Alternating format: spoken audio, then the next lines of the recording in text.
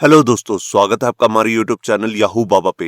ये हमारा MongoDB course से रिलेटेड 11 ट्यूटोरियल है और इस वीडियो कोर्स में आप सीखने वाले हैं मोंगोडीबी के कंपैरिजन ऑपरेटर्स।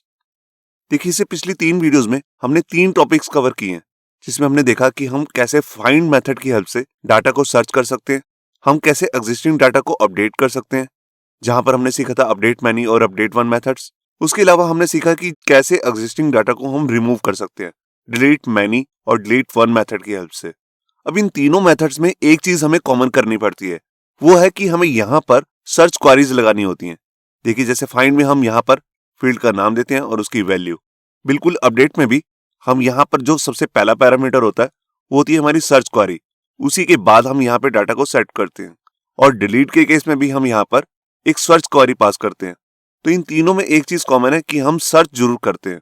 अब जो ये हमने सर्च करी थी पिछली 3 वीडियोस में, ये बिल्कुल सिंपल सर्च थी, जहां पे हम डाटा को फाइंड करने के लिए फील्ड का नाम देते हैं और उसकी वैल्यू। अगर उसको वो वैल्यू मिल जाती है तो हम यहाँ पर डाटा को यूजर को शो कर देते हैं, अपडेट कर देते हैं या फिर डिलीट। अब इसी सर्च को कुछ एडवांस करने के लिए हमारे पास यहाँ पर मोंगोडीबी के कंपैरिजन ऑपरेटर्स आते हैं। अब ये कंपैरिजन ऑपरेटर की हेल्प से बेसिकली होता क्या है, हमारी जो ये सर्चेज हैं और डिफाइन हो जाती हैं। मतलब कि हम इसकी हेल्प से कॉम्प्लेक्स सर्चेज भी कर सकते हैं। तो ये इनका मैं आपको मतलब बताता हूँ। सबसे पहले हमारे पास यहाँ पे है EQ। EQ का बेसिकली मतलब होता है इक्वल्स टू। मतलब कि अगर आप एक फील्ड में एक वैल्यू सर्च कर रहे हैं, नॉर्मली जैसे हम पिछली वीडियोस में देखते ही आ रहे हैं, बिल्कुल वैसी सर्च अगर आप करना चाहते हैं तो यहाँ पर EQ की हेल्प से भी आप कर सकते हैं। जैसे कि मैं आपको एक एग्जांपल दिखाता हूँ। जैसे मान लीजिए हमने डाटा को सर्च करना है जहां पर यूजर की जो एज है वो इक्वल टू होनी चाहिए 20 के। तो ये बिल्कुल वैसी सर्च है जैसे हमने पिछली वीडियोस में भी देखी है। बस यहाँ पर क्या हुआ, हमने एज के अंदर जाकर दोबारा से एक ऑब्जेक्ट पास किया और उसके अंदर EQ लेके $EQ उसके अंदर पास कर दिए 20। इसका मतलब एज इज इक्वल टू 20। तो जहां पर यूजर की एज 20 होगी वो ही रिकॉर्ड शो हो जाएंगे। इसके बाद है हमारे पास एनी। एनी का बेसिकली मतलब होता है नॉट इक्वल टू। जैसे कि एक एग्जांपल से समझाता हूं इसे। ये देखिए, अब मैं उन यूजर्स का डाटा देखना चाहता हूं जिनकी एज 20 नहीं है, नॉट इक्वल टू 20। तो उन यूजर्स का डाटा शो हो जाएगा। इसके बाद है GT। GT का मतलब होता है ग्रेटर देन। देखिए, अगर आप कुछ ऐसी वैल्यू सर्च करना चाहते हैं और वो भी न्यूमेरिक फील्ड में, जहां पर आप एक वैल्यू देंगे और उससे ऊपर वाली वैल्यूज का डाटा आपको चाहिए, जैसे मैं आपको एग्जांपल में दिखाता हूं। ये देखिए, जैसे मैं उन यूजर्स का डाटा देखना चाहता हूं जिनकी एज 20 से ज्यादा है, ग्रेटर देन 20, तो उन्हीं यूजर्स का डाटा दिखेगा। बिल्कुल इसके जैसा है GTE। उसमें क्या होता है कि आप डाटा ग्रेटर देन तो देख रहे हो, साथ में इक्वल टू भी देख रहे हो। मतलब कि यहां पर मैं उन यूजर्स का डाटा देखना चाहता हूं जिनकी एज 20 से तो ज्यादा है और या फिर 20 के बराबर है, 20 या 20 से ज्यादा। मगर ऊपर वाले केस में था ग्रेटर देन 20 से सिर्फ ज्यादा ही वैल्यूज हमें देखनी है। इसके बाद है यहाँ पर LT। LT का मतलब होता है लेस देन। जैसे कि हम किसी पर्टिकुलर यूजर का डाटा किसी न्यूमेरिक फील्ड में हम चेक कर रहे हैं, मगर उससे कम होना चाहिए। एग्जाम्पल के तौर पे, जैसे हम उन यूजर्स का डाटा देखना चाहते हैं जिनकी एज लेस देन 20 है, जिनकी एज 20 से कम है। बिल्कुल इसी की तरह यहाँ पर LTE। इसका मतलब है less than and equal to. मतलब कि या तो 20 से कम या फिर उसके बराबर। बिल्कुल वैसी जैसे हम GTE में कर रहे थे। तो यहाँ पर यूजर वो वाले दिखाएगा जिनकी एज 20 से कम है या फिर 20 के बराबर। इसके बाद आते हैं हमारे पास यहाँ पे इन। अगर आपको मल्टीपल वैल्यू सर्च करनी है किसी एक ही फील्ड के अंदर, तब हम इसका यूज करते हैं। बेसिकली इसके लिए हम यहाँ पर एरे को क्रिएट करते हैं। किस तरह से, मैं आपको दिखाता हूँ। ये देखिए, अब जैसे मैं उन यूजर्स का डाटा देखना चाहता हूँ जिनकी एज इन या तो 20 है या फिर 24 या फिर 28। तो इन 3 तरह के यूजर्स का डाटा मेरे को दिखेगा जिनकी एज है 20, 24, 28। बिल्कुल इससे उलट होता है NIN, नॉट इन। मतलब कि जो इस एरे में एग्जिस्ट नहीं करते। फॉर एग्जाम्पल, जैसे मैं उन यूजर्स का डाटा देखना चाहता हूं जिनकी एज ना तो 20 हो और ना ही 24, तो उनसे अलग का डाटा दिखाएगा। तो ये हमारे कुछ कंपैरिजन ऑपरेटर्स हैं जिनको हम फाइंड मेथड के अंदर, अपडेट के अंदर और डिलीट के अंदर यूज कर सकते हैं। तो आइए अब इसका प्रैक्टिकल शुरू करते हैं और देखते हैं कि इनको हम एक्चुअल लाइफ में कैसे यूज कर सकते हैं। तो यहां पर देखिए, मैंने विंडोज का सॉफ्टवेयर ओपन कर लिया जिसका नाम है कमांड प्रॉम्प्ट। अब यहां पर जाकर सबसे पहले मैं कमांड यूज करने वाला हूं जिसका नाम है मोंगोश। ये देखिए, यहां पर हमारा मोंगोडीबी का कनेक्शन एस्टेब्लिश हो चुका है। यहां पर मैं क्लियर कर लेता हूं स्क्रीन को कंट्रोल L प्रेस करके। अब यहां पर सबसे पहले मैं आपको डाटाबेसेस शो करता हूं। तो उसकी कमांड है शो DBS। ये देखिए, अब यहाँ पर पिछली जितनी भी वीडियोस हमने कवर की हैं वहां पर हमने एक ही डाटाबेस यूज किया जिसका नाम है स्कूल, तो उसको यहाँ पर हम यूज करने वाले हैं। तो कमांड है यूज स्कूल। मैं क्लियर कर लेता हूं स्क्रीन को। अब इसके अंदर हमने जितनी भी कलेक्शंस बना रखी हैं उनको मैं आपको शो करता हूं। तो कमांड है शो कलेक्शंस। ये देखिए, अब यहां पर इस वीडियो में जो हम कलेक्शन यूज करने वाले हैं उसका नाम है स्टूडेंट्स। तो इसके लिए मैं यहां पर इसको अभी आपको शो करता हूं डाटा। ये देखिए, यहां मैं कमांड लिख रहा हूं db.students.find। इसकी हेल्प से हमारे पास सारा डाटा शो हो जाएगा।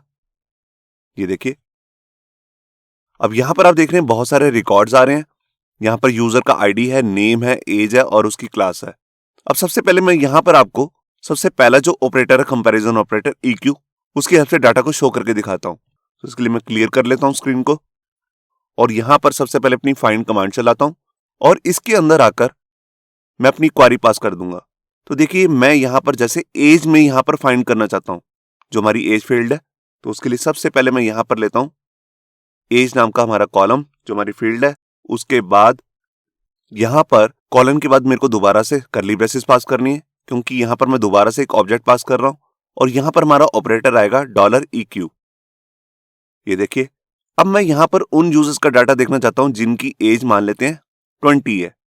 तो देखिए, मैंने यहां लिखा 20। तो यहां पर मैंने एंटर प्रेस किया और ये देखिए, यहां पर 2 स्टूडेंट्स आ चुके हैं जिनकी एज है 20।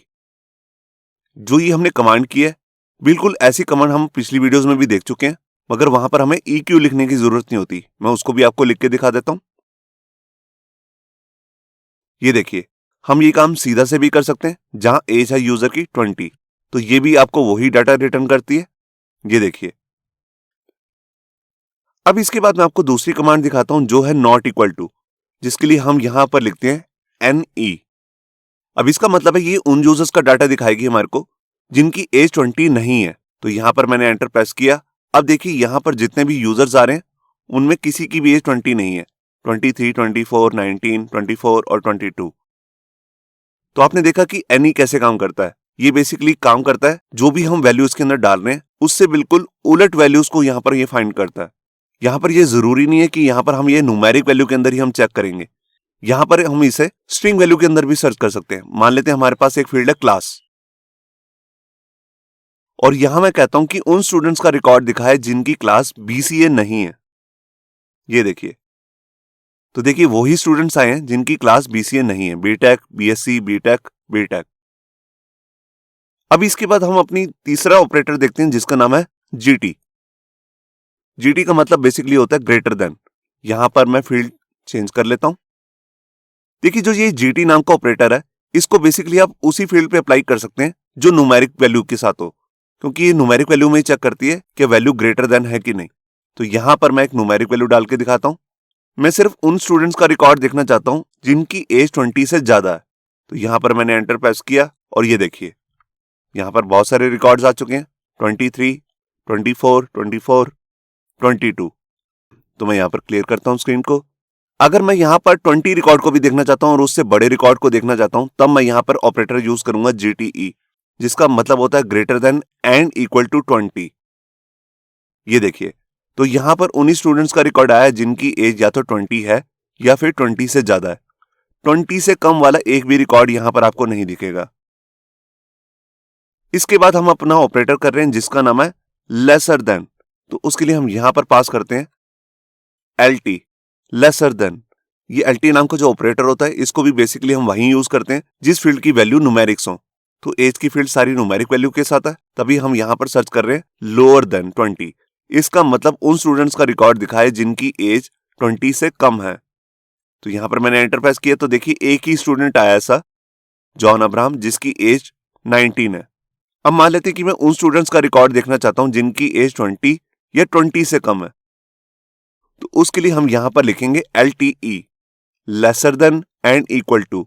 तो यहां पर मैंने एंटर प्रेस किया और ये देखिए, अब यहां पर सिर्फ उन स्टूडेंट्स का रिकॉर्ड आया जिनकी एज या तो 20 है या फिर 20 से कम, lesser than and equal to. अब इसके बाद मैं आपको दिखाता हूं कि अगर हमने यहां पर मल्टीपल वैल्यू सर्च करनी हो तो उसके लिए हमारे पास यहां पे आता है इन ऑपरेटर। तो इसको जरूरी नहीं है आप न्यूमेरिक फील्ड पे ही यहां पर अप्लाई कर सकते हैं, इसको यहाँ पर आप स्ट्रिंग वैल्यू के अंदर भी सर्च कर सकते हैं। सबसे पहले मैं आपको न्यूमेरिक वैल्यू के अंदर चेक कराता हूँ। तो उसके लिए मेरे को यहाँ पे लिखना है इन एज इन। अब मैं यहाँ पे सर्च कर रहा हूँ उन स्टूडेंट का रिकॉर्ड दिखाए जिनकी एज या तो 20 है या फिर 24। इसमें मैं मल्टीपल वैल्यू पास कर सकता हूँ कोमा कोमा लगा के। तो सिर्फ 2 ही वैल्यू के स्टूडेंट्स यहाँ पर सर्च कर रहा हूँ, 20 या 24 वाले। तो यहाँ पर मैंने एंटर प्रेस किया और ये देखिए अब यहाँ पर 19 स्टूडेंट्स का रिकॉर्ड आया जिनकी एज जो है या तो 24 है या फिर 20 है। इसके बाद मैं यहाँ पर स्क्रीन को क्लियर करता हूँ। अब अगर हम इसे बिल्कुल उल्टा रिकॉर्ड चेक करना चाहते हैं वो भी कर सकते हैं। तो उसके लिए हमारे पास ऑपरेटर आता है NIN, not in. Not in किस में? 20 और 24 में। उन स्टूडेंट्स का रिकॉर्ड दिखाए जिनकी एज ना तो 20 हो और ना ही 24। तो ये देखिए 3 रिकॉर्ड्स निकल के आए जिसकी एज है 23, 19 या 22। यहाँ पर कोई भी ऐसा रिकॉर्ड नहीं है जिसकी एज आ रही है 20 या 24, क्योंकि उसको हमने एक्सक्लूड कर लिया। तो इससे पहले जो हमने कमांड की है इन, इसके बारे में जैसे मैंने आपको बताया कि हम इसको स्ट्रिंग के अंदर भी सर्च कर सकते हैं। तो यहां पर मैं एक फील्ड ले लेता हूं जिसके अंदर स्ट्रिंग वैल्यूज आ रही हैं, उसका नाम है क्लास। यहां पर मैं आपको एक चीज बताना चाहता हूं, जहां पर भी हम ये फील्ड का नाम लेते हैं इसको हम विदाउट कोट्स भी दे सकते हैं और विद कोट्स भी दे सकते हैं। ये देखिए जैसे हम जेसन में करते हैं बिल्कुल वैसा भी दे सकते हैं या विदाउट कोट्स भी। अब इसके अंदर मैं एक स्ट्रिंग वैल्यू स्टोर करता हूं। तो देखिए मैं सिर्फ उन स्टूडेंट्स का रिकॉर्ड देखना चाहता हूं जिन्होंने या तो BCA ले रखी है या फिर BSc। तो यहां देखिए मैंने यहां पर एंटर प्रेस किया और यहां देखिए सिर्फ उन्हीं स्टूडेंट्स का रिकॉर्ड आया जिनके पास या तो BCA है या फिर BSc। ये देखिए, और बिल्कुल इससे उलट भी कर सकता हूं। अगर मैं यहां लगा देता हूं NIN, मतलब कि नॉट इन BC और BSc, तो सिर्फ उन्हीं स्टूडेंट्स का रिकॉर्ड दिखाएगा जिन्होंने या तो BCA नहीं ले रखी है या BSc नहीं ले रखी। तो ये देखिए 3 ऐसे स्टूडेंट्स आए हैं जिन्होंने BTech ले रखी है। तो अभी तक हमने जितनी भी कमांड्स की ये सब फाइंड मेथड के साथ की हैं। अब मैं इसको अपडेट के साथ आपको यूज करके दिखाता हूं। वहां पर भी हम इन्हीं कंपैरिजन ऑपरेटर्स का यूज कर सकते हैं। तो उसके लिए मैंने यहां पर नोटपैड ओपन कर लिया और यहीं पर अपनी कमांड लिख लेता हूं। तो सबसे पहले मैं यहां पर अपडेट करना चाहता हूं। तो देखिए उसके लिए सबसे पहले मैं लिखूंगा DB, फिर हमारे कलेक्शन का नाम जिसका नाम है स्टूडेंट्स, उसके बाद अपडेट मैनी। अब इसके अंदर हमारे को 2 पैरामीटर पास करने होते हैं। सबसे पहला पैरामीटर होता है हमारी सर्च क्वेरी। तो उसके लिए मैं यहां पर क्या करता हूं, यहां पर मैं लिखता हूं फील्ड का नाम जिसका नाम है एज, और उसके अंदर अगर मुझे सर्च करना है अपने कंपैरिजन ऑपरेटर से तो उसके अंदर दोबारा से मेरे को ऑब्जेक्ट बनाना पड़ेगा।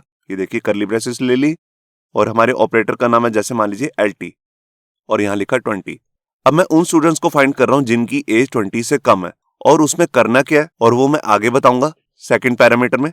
मैं दोबारा से ऑब्जेक्ट लेता हूं और यहां पे अपना सबसे पहला ऑपरेटर यूज करता हूं अपडेट का जिसका नाम है सेट। अब देखिए मैं उसकी क्लास को यहां पर चेंज करना चाहता हूं। तो मैं यहां पर फील्ड का नाम लेता हूं क्लास और उसकी नई वैल्यू जो मैं यहां पे देना चाहता हूं वो है 12। अब मैं कह रहा हूं जिस स्टूडेंट की भी एज 20 से कम है उसकी क्लास चेंज कर दो 12th में। तो यहां पर देखिए मैंने इसे कॉपी किया। सबसे पहले मैं आपको सारे स्टूडेंट्स का रिकॉर्ड दिखाता हूं। तो उसके लिए मैं यहां पर सारे रिकॉर्ड फाइंड कर रहा हूं। ये देखिए यहां पर एक स्टूडेंट है जॉन अब्राहम जिसकी एज है 19, 20 से कम, और कोई भी ऐसा स्टूडेंट नहीं है जिसकी एज 20 से कम हो। तो अभी इसकी क्लास आ रही है यहां पर BCA। तो जैसे ही मैं अपडेट कमांड चलाऊंगा तो ऑटोमेटिकली इसकी क्लास हो जाएगी 12th। अगर यहां पर मल्टीपल रिकॉर्ड्स होते तो उन सभी स्टूडेंट्स की क्लास हो जाती 12th। तो यहां पर मैंने क्लियर किया स्क्रीन को। अब यहां पर मैं राइट क्लिक करता हूं। ये देखिए अब मैं यहां पर पहले फाइंड कर रहा हूं एज को लोअर देन 20। तो जितने भी स्टूडेंट्स मिलेंगे उनकी क्लास चेंज हो जाएगी 12th। और ये देखिए इसको एक मैच मिला था और इसने उसको मॉडिफाई भी कर दिया। तो मैं अभी आपको सारे स्टूडेंट्स का रिकॉर्ड दिखाता हूं। ये देखिए अब यहां पर जो जॉन अब्राहम था जिसकी एज है 19, उसकी क्लास यहां पे चेंज हो चुकी है 12th। तो आपने देखा कि हम अपडेट कमांड के अंदर भी अपने कंपैरिजन ऑपरेटर्स का यूज कर सकते हैं। इसके बाद मैं आपको एक डिलीट कमांड भी दिखाता हूं। तो देखिए यहां पर अपडेट की जगह मैं लिख देता हूं डिलीट मैनी, और यहां पर मैं वही अपनी सर्च क्वेरी लगा रहा हूं जिसकी एज है 20 से कम। जितने भी स्टूडेंट्स मिलेंगे उन सबको मैं चाहता हूं डिलीट हो जाए। तो इसमें सेकंड पैरामीटर की कोई जरूरत नहीं होती है। ये देखिए तो यहां पर मैंने इसे कॉपी किया, मैं यहां पर आया, क्लियर करता हूं स्क्रीन को, राइट क्लिक अब मैं उन स्टूडेंट्स का रिकॉर्ड डिलीट कर रहा हूं जिनकी एज 20 से कम है। तो बेसिकली एक ही स्टूडेंट है, जॉन इब्राहिम, जिसकी एज है 19। तो देखिए इसने एक ही रिकॉर्ड को डिलीट किया है। मैं यहां पर आपको सारे स्टूडेंट्स का रिकॉर्ड दिखा रहा हूं। ये देखिए, अब यहां पर जॉन इब्राहिम नाम का कोई भी स्टूडेंट एग्जिस्ट नहीं करता। तो ये था हमारा इस वीडियो का ट्यूटोरियल, जहां पर आपको समझ में आया होगा कि कैसे हम अपनी सर्च क्वेरी के अंदर कंपैरिजन ऑपरेटर का यूज करके कॉम्प्लेक्स सर्चेस भी कर सकते हैं। इससे नेक्स्ट वीडियो में भी हम और कॉम्प्लेक्स सर्चेस सीखने वाले हैं, तो उन वीडियोस को भी देखना मत भूलिए। होप सो आपको ये हमारा वीडियो ट्यूटोरियल अच्छा लगा होगा। अगर अच्छा लगा है तो वीडियो को प्लीज़ लाइक करना मत भूलिए। अगर आप ऐसे ही रेगुलर अपडेट्स चाहते हैं तो हमारे चैनल याहू बाबा को सब्सक्राइब करना मत भूलिए। Thank you.